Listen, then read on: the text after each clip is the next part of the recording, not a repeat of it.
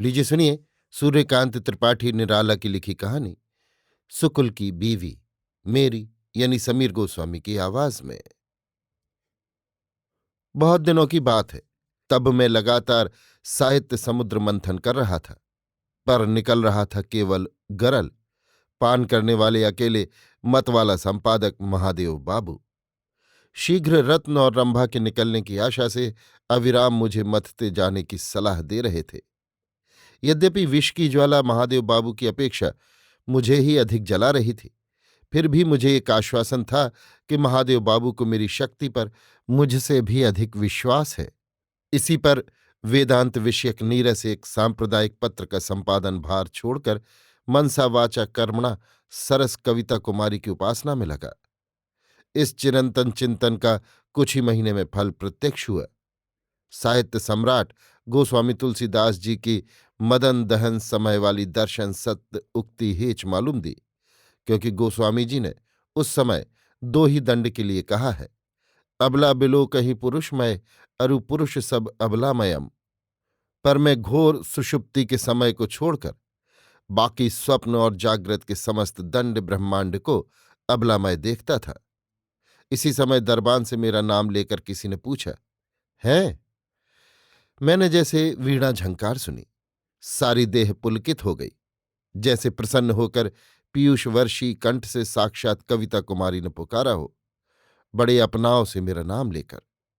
एक साथ कालिदास, शेक्सपियर, बंकिम चंद्र और रविन्द्रनाथ की नायिकाएं दृष्टि के सामने उतर आईं। आप ही एक निश्चय बंध गया, ये वही है जिन्हें कल कार्नवालिस स्क्वायर पर देखा था। टहल रही थीं, मुझे देखकर पलकें झुका ली थीं। कैसी आंखें वे, उनमें कितनी बातें।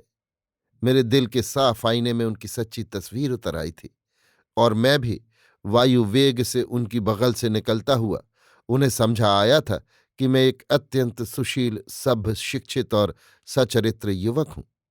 बाहर आकर गेट पर एक मोटर खड़ी देखी थी। जरूर वो उन्हीं की मोटर थी। उन्होंने ड्राइवर से मेरा पीछा करने के लिए कहा होगा। उससे पता मालूम कर नाम जानकर मिलने आई हैं। अवश्य ये बेथून कॉलेज की छात्रा है, उसी के सामने मिली थी।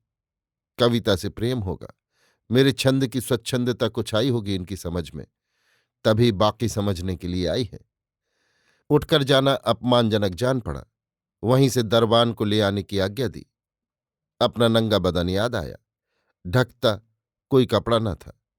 कल्पना में सजने के तरह तरह के सूट याद आए, पर वास्तव में दो मैले कुर्ते थे। बड़ा गुस्सा लगा प्रकाशकों पर। कहा, नीच है, लेखकों की कद्र नहीं करते। उठकर मुंशी जी के कमरे में गया, उनकी रेशमी चादर उठा लाया।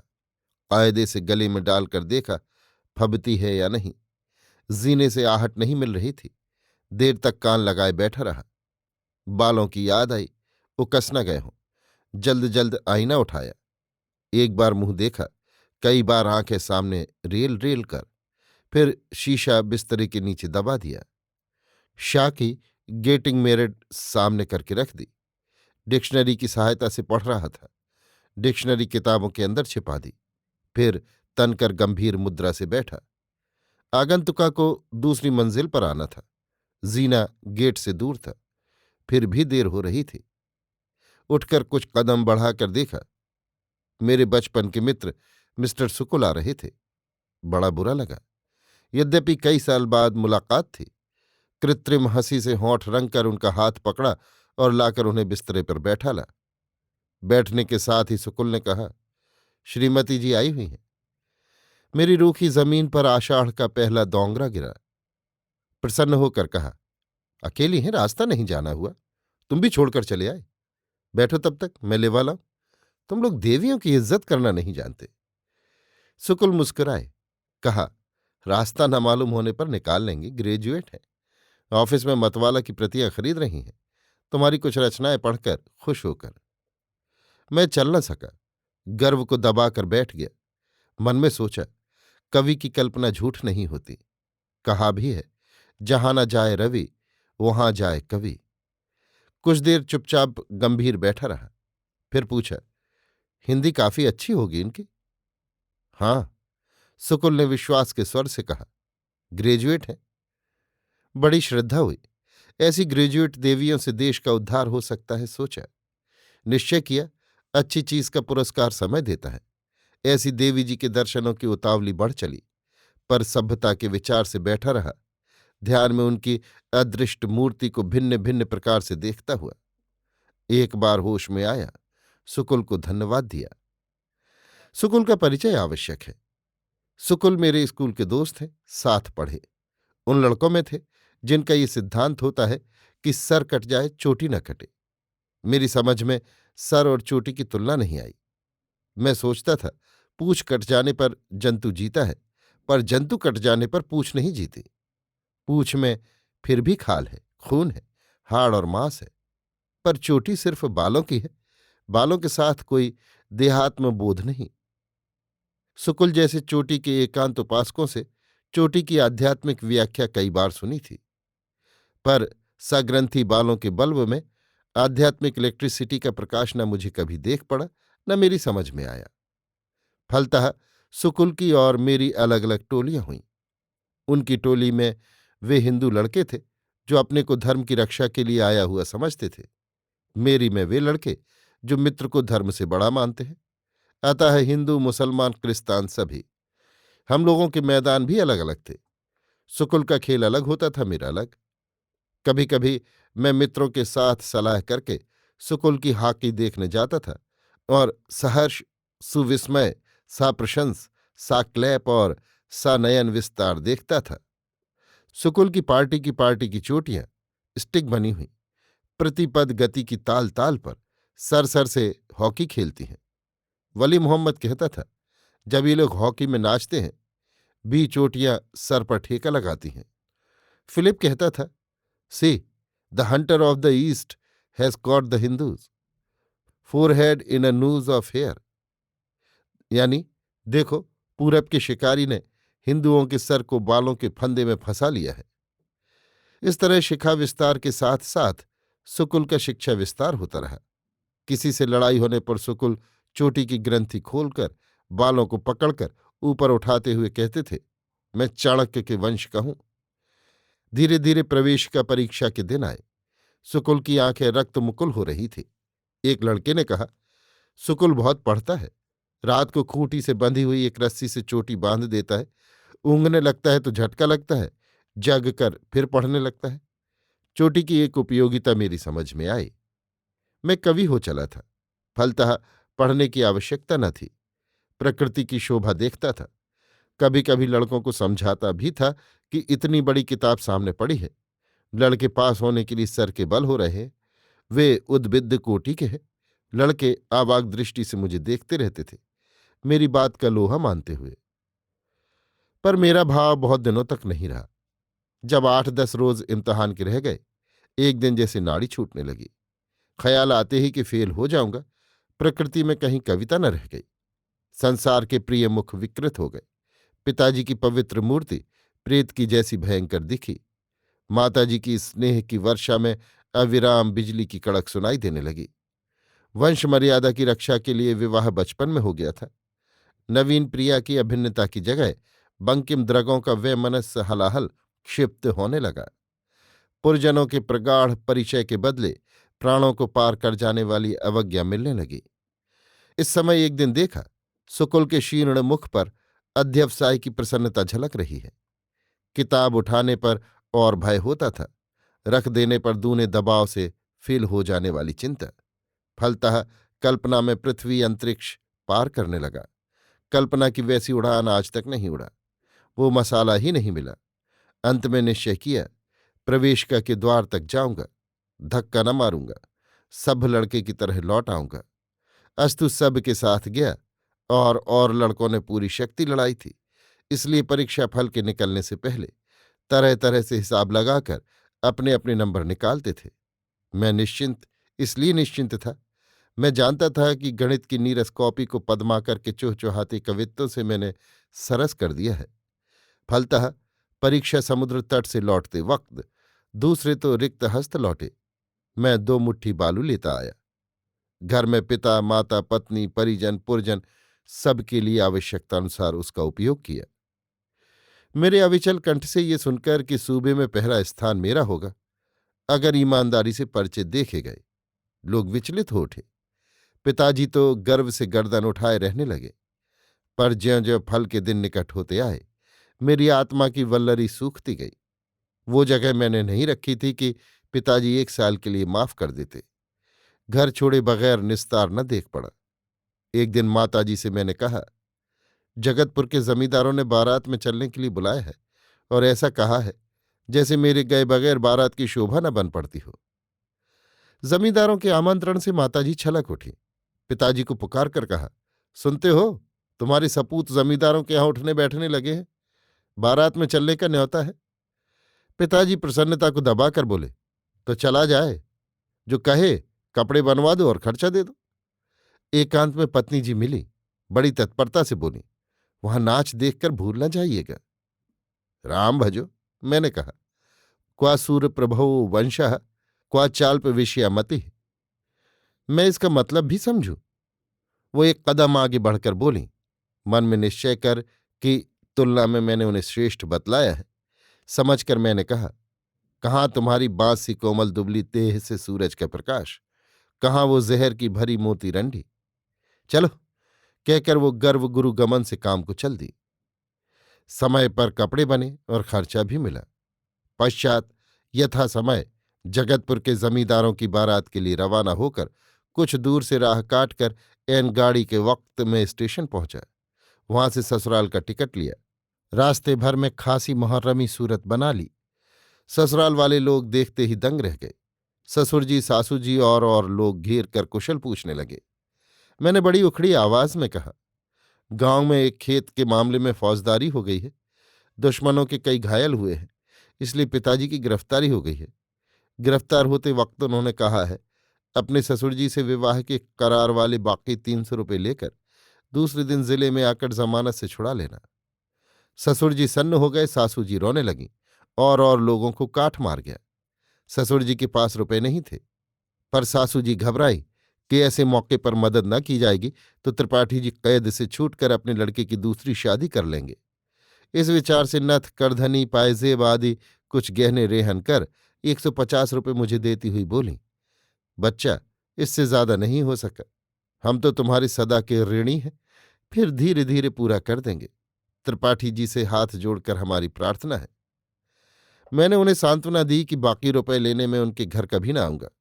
एक विपत्ति की बात थी, वो इतने से टल जाएगी। सासू जी मारे आनंद के रोने लगीं। मैंने बड़ी भक्ति से उनके चरण छुए और यथा समय स्टेशन आकर कलकत्ते का टिकट कटाया। यहां से मेरे नए जीवन की नींव पड़ी। अखबारों में देखा, सुकुल प्रथम श्रेणी में पास हुआ है।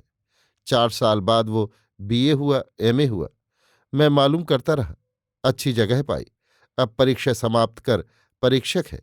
मैं ज्यों का त्यों, एक बार धोखा खाकर बराबर धोखा खाता रहा। एक परीक्षा की तैयारी न करके कभी पास न हो सका। कितनी परीक्षाएं दी।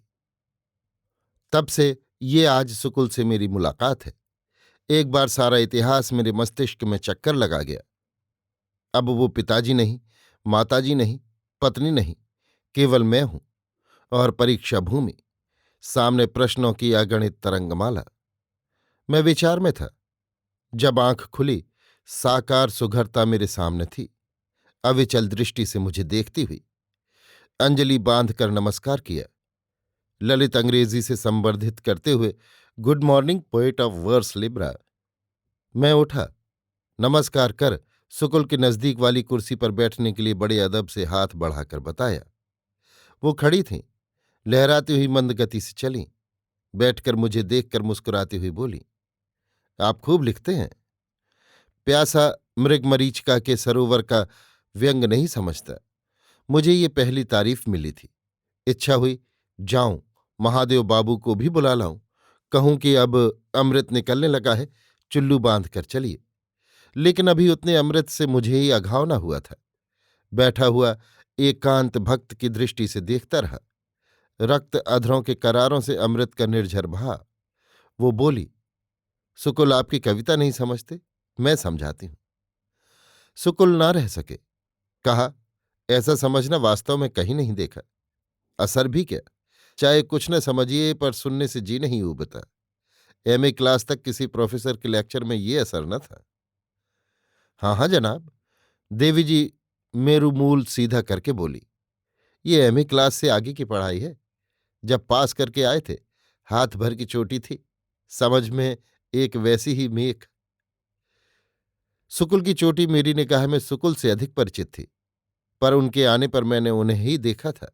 चोटी सही सलामत है या नहीं मालूम करने के लिए निगाह उठाई कि देवी जी बोली, अब तो चांद है।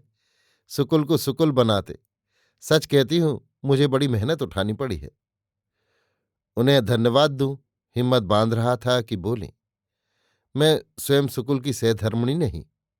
मेरा रंग उड़ गया। मुझे देखकर मेरे ज्ञान पर हंसकर जैसे बोली, सुकुल स्वयं मेरे सहधर्मी हैं। मैं साहित्यिका को तअज्जुब की निगाह से देखने लगा। इतने पर उनकी कृपा की दृष्टि मुझ पर पड़ी। बोली, मैं आपको भी सहधर्मी बनाना चाहती हूं। मैं चौंका, सोचा, क्या ये द्रौपदी वाला धर्म है? देवी जी ने कलाई वाली घड़ी देखी और उठकर खड़ी हो गई। भौहें चढ़ाकर बोली, बहुत देर हो गई, चलिए, आपको लेने आई थी, टैक्सी खड़ी है। फिर बढ़कर मेरे कंधे पर हाथ रखकर बड़े ही मधुर स्वर से पूछा, आप मुर्गी तो खाते हैं? मैंने सुकुल को देखा। सुकुल सिर्फ मुस्कुराए। समझकर मैंने कहा, मेरा तो बहुत पहले से सिद्धांत है। वो चली। मैं भी उसी तरह चद्दर ओढ़े सुकुल के पीछे चला। रास्ते भर तरह तरह के विचार लड़ते रहे। समाज में इतनी आजादी नहीं, स्त्री के लिए तो बिल्कुल नहीं। मुर्गी किसी तरह नहीं चल सकती। मैं खाता हूं छिपाकर, क्या ये स्त्री? पर सुकुल तो सुकुल है। सुकुल का घर आ गया। एक छोटा सा दुमंजिला मकान, इधर उधर बंगालियों की बस्ती, जगह जगह कूड़े के ढेर, ऊपर मछलियों के सेलहर, बदबू आती हुई। हम लोग उतरे। भीतर बैठते दाहिने हाथ एक छोटा सा बैठका, एक 1.5 साल के बच्चे को दासी खिलाती हुई। श्रीमती जी को देखकर बच्चा मामा करता हुआ उतावला हो गया। दोनों हाथ फैलाकर मां के पास आने के लिए कूद कर दासी की गोद में लटक रहा। लेकर देवी जी प्यार करने लगी। सुकुल ने दासी को मकान खोलने के लिए कुंजी दी।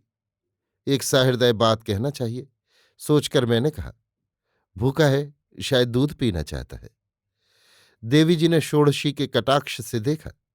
कहा, दासी पिला देगी। मैंने पूछा, क्या ये आपका बच्चा नहीं है? हंसकर बोली, मेरा है क्यों नहीं, पर दूध मेरे नहीं होता।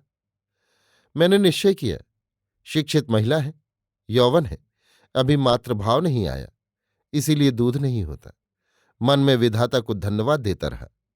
चलिए, वो बोली, ऊपर चले, एकांत में बातें होंगी। सुकुल बाजार जाएंगे मुर्गी लेने। बच्चे को फिर दासी के हवाले कर दिया। मैं उनके पीछे चला, ये सोचता हुआ कि एकांत में सहधर्मी बनाने का प्रस्ताव न हो। चित्त को काबू में न कर सका। वो पुलकित होता रहा। ये कुछ सजा हुआ शयन कक्ष था। बैठिए कहकर वो स्टोव जलाने लगी। मैं आईने में उनकी पंप करती तस्वीर देखता रहा। चाय पान और सिगरेट मेज पर लगाकर बैठी। प्लेट पकड़कर मेरा प्याला बढ़ाती हुई मधुर कंठ से बोली, शौक कीजिए। विनम्र भाव से मैंने दूसरी ओर वाली बाट पकड़ी और आंखों में ही उन्हें धन्यवाद दिया। निगाह नीची कर मुस्कुराती हुई उन्होंने अपना प्याला होठों से लगाया। आधी चाय चुक जाने पर पूछा, आप मेरे सहधर्मी हैं तो? पेट में उतनी ही चाय से समंदर लहराने लगा। ऊपर तूफान। श्याम तट पर भावों के कितने सजे सुदृढ़ मकान उड़ गए। ऐसी खुशी हुई। कहा, आप लेकिन सुकुल की बीवी हैं? हाँ हूं। फिर मैं कैसे बीवी बना सकता हूं? ऐसा धर्म संकट जीवन में कभी नहीं पड़ा। मेरा सारा समंदर सूख गया। तूफान न जाने कहाँ उड़ गया। सिर्फ रेगिस्तान रह गया, जो इस ताप से और तपने लगा। मुझे चुपचाप बैठा अनमेल दृष्टि से देखता हुआ देखकर वो बोली, आप बुरा न माने, मैंने देखा है मर्दों में एक पैदाइशी नासमझी है। वो खास तौर से खुलती है जब औरतों से वे बातचीत करते हैं। मान लेने में ही बचत मालूम दी। मैंने कहा, जी हाँ, औरतों के सामने उनकी समझ काम नहीं करती। हाँ, वो बोली, सुकुल को आदमी बनाती बनाती मैं हार गई। बीवी को ही लीजिए। बीवी तो मैं सुकुल की भी हो सकती हूं ही, आपकी भी हो सकती हूं। मैं सूख तो गया, पर प्रसन्नता फिर आई। मैंने बिना कुछ सोचे एक उद्रेक में कह दिया, हां। आप नहीं समझे, वो बोली। आप साहित्यिक हैं तो क्या, फिर भी सुकुल के दोस्त हैं। बीवी की बहुत व्यापकता है। जरूर, मैंने कहा। उन्होंने कान न दिया, कहती गई, छोटी बहन, भतीजी, लड़की, भैयू, छोटे भाई की स्त्री, सबके लिए बीवी शब्द आता है। आपकी हां किस अर्थ के लिए है? मैंने डूब कर कुछ कुल्ले पानी पीकर जिसे थाह पाई, प्रसन्न होने की चेष्टा करते हुए कहा, बहन के अर्थ में। उन्होंने कहा, देखिए, मर्द की बात एक होती है। इज्जत बचाने के लिए और जोर देकर मैंने कहा, हां, मुकर जाऊं तो मर्द नहीं। लजाकर उन्होंने एक बार अपनी आंख बचाई, संभल कर बोली, हम बड़ी विपत्ति में हैं, साल भर से छिपे फिरते हैं। मैं बचने के लिए सुकुल से उनके मित्रों का परिचय पूछती रही। सिर्फ आपका परिचय मुझे त्राण देने वाला मालूम दिया, पर पता मालूम न था। साल भर से लगा रहे हैं। मैंने चितवन देखी, आंखें सजल हो आईं। कहा, मैं तैयार हूं। वो उठ खड़ी हुई, सामने आ हाथ पकड़कर कहा, भाई जी मेरी रक्षा कीजिए। सुकुल का घर छूटा हुआ है। जिस तरह हो मुझे अपने कुल में मिलाकर सुकुल से ब्याह साबित कीजिए। उसकी बड़ी बड़ी आंखें, दो बूंद आंसू कपोल से बहकर मेरी जांघ पर टपके। मैं खड़ा हो गया और अपनी चादर से उसके आंसू पोंछते हुए कहा, तुम मेरे चाचा जी की लड़की, मेरी छोटी बहन हुई। मेरे चाचा सस्त्रीक बंगाल में आकर गुजरे हैं। उनकी एक कन्या भी थी, देश से आई थी। आनंद से भरकर वो मेरा हाथ लेकर खेलने लगी। इसी समय सुकुल आए। पूछा, राम कहानी हो गई? मैंने कहा, अभी नहीं, कहानी से पहले भूमिका समाप्त हुई है। सुकुल भरकर उसने कहा, कोलंबस को किनारा दिखा। सुकुल बड़े प्रसन्न पदक्षेप से मेरे पास आए। पूछा, चाय कुछ बची है? सबकी सब, मैंने कहा, पर ठंडी हो गई होगी, गरम करा लो। बीबी की तरफ मुड़कर पूछा, लेकिन तुम्हारा नाम अभी नहीं मालूम कर पाया। जहां से आई हूं, उसने कहा, वहां की पुखराज हूं, यहां की पुष्कर कुमारी। कुंवर, मैंने कहा, जल्दी करो, तुम्हारी मुर्गी स्वादिष्ट होगी, पर कहानी और स्वाददार हो, दोनों के लिए उतावली है। कुंवर चाय बनाने लगी। पंप करते समय सर की साड़ी सरक गई, फिर नहीं संभाला। सुकुल की आंखें लोभी भौरे की तरह उसके मुंह से लगी रहीं। मैंने वहीं स्नान किया, सुकुल की धोती पहनी, भोजन किया, बिल्कुल मुसलमानी खाना। वैसे ही चपातियां, वैसा ही कोरमा, वही चटनी, वही मुरब्बा, वही मिठाई। खाते हुए पूछा, कुंवर, हिंदू भोजन भी पका लेती हो या नहीं? उसने हाँ कहकर सुकुल की तरफ इशारा किया कि इनसे सीखा है। किताब छोड़कर खाना पकाते बड़ी परेशानी होती होगी तुम्हें। मैंने कहा, सुकुल के लिए मैं सब कुछ सह सकती हूं। उसने जवाब दिया। भोजन समाप्त हुआ। हम लोग उसी कमरे में गए, सुकुल बच्चे को लिए हुए। पान खाते खाते मैंने कहा, अब देर न करो कुंवर। कुंवर एक बार नीचे गई, दासी से कुछ कहकर दुमंजिले का दरवाजा बंद कराई और अपनी कुर्सी पर बैठी। मैंने कहा, अब शुभस्य शीघ्रम होना चाहिए। कुंवर बोली, मेरी मां हिंदू है, लखनऊ के वाजपेयी खाले वाले घर की, मैं उन्हीं से हूं। तब तो तुम कुलीन हो। मैंने कहा, तुम्हारे पिता का नाम? उनका नाम कौन ले? कुंवर बोली, आपके चाचा जी मेरे पिता हैं। कुंवर भर गई, रुककर संभलने लगी। बोली, वाजपेयी जी को एक ब्याह से संतोष नहीं हुआ, दूसरी शादी की। तब मैं पेट में थी। बेटा मेरा ननिहाल है। सिर्फ नानी थी। ईश्वर की इच्छा, उनका देहांत हो गया। तब मेरी माँ ने ससुर को कई चिट्ठियां लिखवाईं, पर उन्होंने खबर न ली। घर में किसी तरह गुजर न हुई। तब लोटा थाली बेचकर उस खर्च से मां लखनऊ गई। घर में पैर रखते ससुर और पति ने तेवर बदले। पति ने कहा, इसके हमल है, हमारा नहीं। ससुर ने कहा, बदचलन है, धर्म बिगाड़ने आई है, भली होती तो चली ना आती, वहीं के लोग परवरिश करते। पड़ोसियों की भी राय थी। सौत ने धरती उठा ली। एक रात को पति ने बांह पकड़कर निकाल दिया। माँ रास्तों पर मारी मारी फिरी। सुबह जिस आदमी ने उनके आंसू देखे वो मुसलमान था। उस वक्त माँ के दिल में हिंदू धर्म और भगवान के लिए कितनी जगह थी, आप सोच सकते हैं। निस्सहाय अंतःसत्त्वा अबला केवल आश्रय चाहती थी। सहानुभूतिपूर्ण मनुष्यतायुक्त वो एक मुसलमान से प्राप्त हुआ। मुसलमान की बातों में विधर्मीपन न था। एक स्त्री के प्रति पुरुष का जैसा चाहिए वैसा आश्वासन, विश्वास और पौरुष था। माँ आकृष्ट हुई। वो माँ को ले चला। आगे वो, पीछे माँ। माँ फूल के कड़े छड़े धोती पहने हुए मुसलमान के पीछे चलती साफ हिंदू महिला मालूम दे रही थी। ऐसे वक्त एक आर्य समाजी की निगाह पड़ी। उसने पीछा किया। मुसलमान बढ़ता हुआ घर पहुंचा, पर उसे हिंदू का पीछा करना मालूम हो गया था, इसलिए डरा। घर देखकर वो आर्य समाजी पुलिस को खबर देने गया। इधर मुसलमान ने भी पेशबंदी शुरू की। एक दूसरे मुसलमान दोस्त के तांगे में पर्दा लगाकर मां को दूसरे मुसलमान के घर कर आया। पुलिस की तहकीकात जारी हुई। साथ साथ मां का एक मुसलमान के घर से दूसरे मुसलमान के घर होना। अंत में वो एक ऐसे घर पहुंची जो एक इंस्पेक्टर पुलिस का था। इंस्पेक्टर साहब छुट्टी लेकर उस वक्त रह रहे थे। नौकरी पर चलते समय वो मां को भी साथ लेते गए। अकेले थे। मां सुंदरी थी। इच्छा हुई इंस्पेक्टर साहब का नाम पूछूं, पर सोचा वाजपेयी जी के नाम के साथ बाद को मालूम कर लूंगा। कुंवर कहती गई। इस तरह इंस्पेक्टर साहब ने एक अबला की रक्षा की। मैं पैदा हुई। मेरे कई भाई बहन और हुए। मैं उर्दू पढ़ती थी। मुसलमान पिताजी का लखनऊ तबादला होने पर अंग्रेजी पढ़ने लगी। 9th क्लास में थी। माँ से पिताजी की बातचीत हुई मेरी शादी के बारे में। मैं कमरे के बाहर खड़ी थी। उन्हें मालूम न था। उस रोज मुझे कुछ आभास मिला।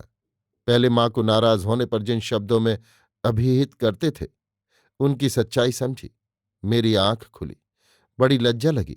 हिंदू मुसलमान इन दोनों शब्दों पर किसी की तरफदारी के लिए। एक रोज माँ को रोकर मैंने पकड़ा। जो कुछ सुना और समझा था कहा, और बाकी ब्यौरा समझाने के लिए विनय की। एकांत में माँ ने अपना सारा हाल सुनाया और ईश्वर का स्मरण कर उनकी इच्छा कहकर खामोश हो गई। मुझे जातीय गर्व से घृणा हो गई। मैंने कहा, मैं शादी नहीं करूंगी। जी भर पढ़ना चाहती हूं। बस यहीं से मेरे विचार बदले।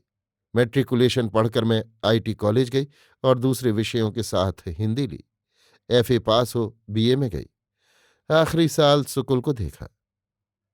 सुकुल को देखा कहने के साथ कुंवर का जैसे नेह का स्रोत फूट पड़ा। कुछ रसपान कर मैंने कहा, कुंवर, यह अच्छी तरह वर्णन करो। हिंदी के कहानी लेखक और पाठक बहुत प्यासे हैं। कुंवर जमकर सीधी हुई। बोली, सुकुल तब क्रिश्चियन कॉलेज में प्रोफेसर थे। प्रिंसिपल को आश्वासन दिया था कि ईसाई धर्म को वो संसार का सर्वश्रेष्ठ धर्म मानते हैं, लेकिन बूढ़े पिताजी का लिहाज है और वो 2-4 साल में चलते हैं। बाद को सुकुल क्रिश्चियन के अलावा दूसरा अस्तित्व नहीं रखते। कुछ निबंध भी प्रमाण के तौर पर लिखे। दूरदर्शी प्रिंसिपल ने तब सिफारिश की और इन्हें जगह मिली। मेरे मकान के सामने ठहरे। बड़ी संभाल से हैट लगाते थे कि चोटी कहीं से न देख पड़े। पगड़ी के भीतर विभीषण के तिलक की तरह। कभी मिसेस सुकुल आती थी, कभी अकेले ठोंकते खाते थे। मुझे इतना जानते थे कि इस मकान से कोई कॉलेज जाती है। एक दिन की बात, मैं छत पर थी। शाम हो रही थी। सुकुल बरामदे में बैठे थे। मौसम बरसात का था। बादल मदन की बैजंती बने हुए। ठंडी हवा चल रही थी। पेड़ पौधे लोटपोट। क्या कहूं, मैं भी ऐसी हवा से लहराई। बहुत पहले कुछ ईंटें बाहर देखने के लिए जमा कर रखी थीं। उन पर खड़ी हो गई। अवरोध के पार सर उठाकर देखा। सुकुल बैठे थे। कई बार पहले भी देख चुकी थी। सुकुल ने न देखा था। अब की निगाह एक हो ही गई। सुकुल की जनरल की मूछ है, बाघ का मुंह, कालिदास की आंखें। माफ कीजिएगा, मैं बकरे को कालिदास कहती हूं। टकटकी बंद गई। मुझे किसी ने जैसे गुदगुदा दिया। इतनी बिजली भर गई कि मैंने फौरन सुकुल को फौजी सलाम दी। होश में लजा कर बैठ गई। फिर कई दिन आंखें नहीं मिलाई। छिप छिप कर देखती रही। सुकुल दूसरों की नजर बचाते कितने बेचैन थे। मुझे लुत्फ आने लगा। शिकार की तड़फड़ाहट से शिकारी को जो खुशी होती है, बरामदे में सुबह शाम बैठना सुकुल का काम हो गया। कहीं न जाते थे। इधर उधर देख कर निगाह उसी जगह जमा देते थे। जगह खाली देखकर आह भरते थे। मैं दीवार के छेद से देखती थी। एक रोज फिर उसी तरह दर्शन देने की इच्छा हुई।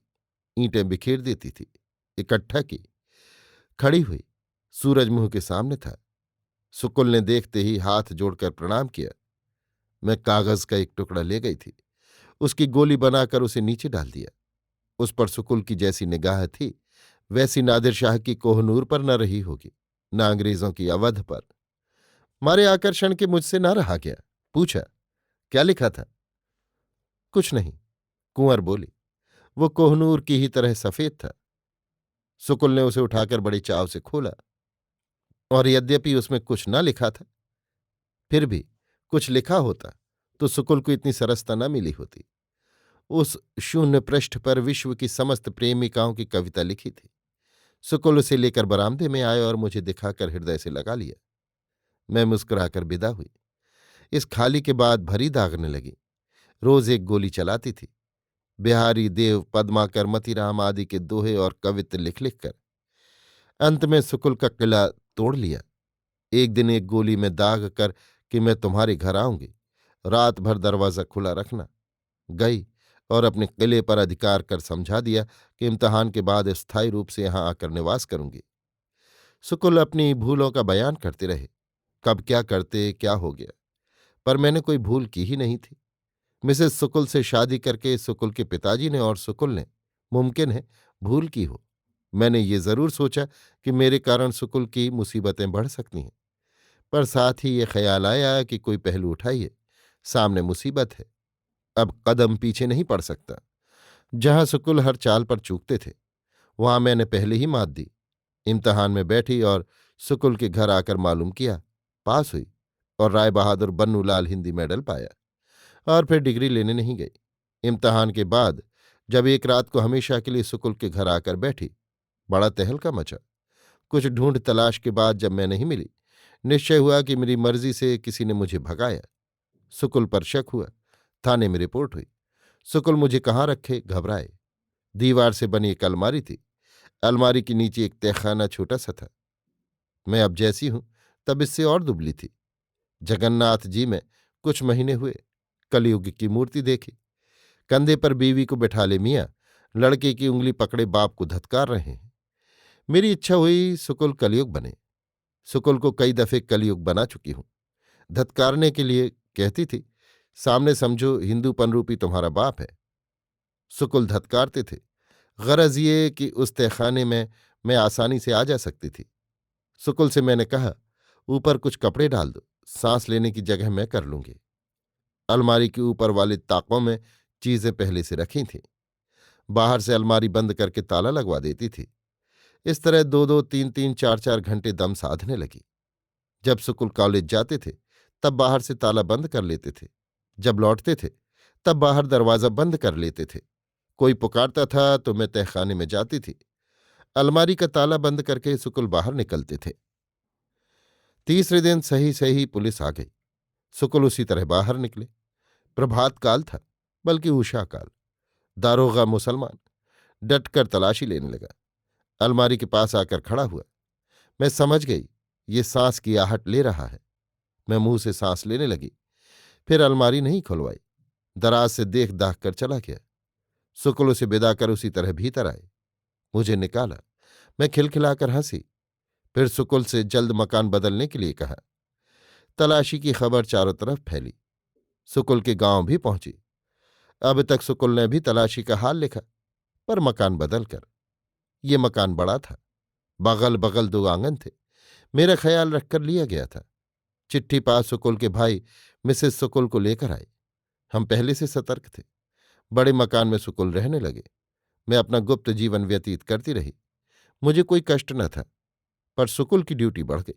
सौभाग्य कहूं या दुर्भाग्य, 3-4 महीने रहकर मिसेस सुकुल बीमार पड़ी और 7-8 दिन के बुखार में उनका इंतकाल हो गया। सुकुल के भाई चले गए थे। इन्होंने फिर किसी को नहीं बुलाया। किसी तरह मित्रों की मदद से उनका अंतिम संस्कार कर दिया। सुकुल से पूछकर मैं तुम्हारा हाल मालूम कर चुकी थी। जानती थी मुझे ही अपनी नाव खेनी है, पर तुम्हारा पता मालूम न कर सकी। इतनी ही चिंता रह रहकर होती थी। मिसेस सुकुल के रहते मैंने मिस्टर सुकुल को तुम्हारे गांव भेजा था। तुम ही जैसे मेरे सहारा हो सकते थे। मिसेस सुकुल के रहने पर मुझे कोई अड़चन न थी, ना अब ना रहने पर कोई सुविधा है। ये बच्चा मिसेस सुकुल का है। बड़ी कठिनाइयों से तुम्हारा पता लगा था। मिसेस सुकुल के गुजरने पर हम लोगों को विवश होकर लापता होना पड़ा। पास इतना धन था कि साल 1.5 साल का खर्च चल जाए। इतने दिनों बाद हमारी साधना सफल हुई। मैंने कुंवर को धन्यवाद दिया। कलकत्ते में ही उसका ब्याह कर दूंगा, ये आश्वासन देकर उससे विदा ली। सेठ जी बैठे थे। एकांत में ले जाकर ये हाल उनसे कहा। वो सहमत हो गए।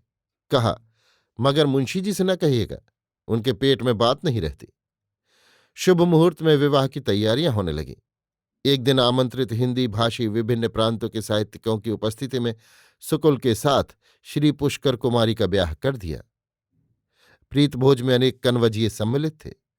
देश में ये शुभ संदेश सुकुल के पहुंचने से पहले पहुंचा। कुंवर अब भी है। अभी आप सुन रहे थे सूर्यकांत त्रिपाठी निराला की लिखी कहानी सुकुल की बीबी, मेरी यानी समीर गोस्वामी की आवाज में।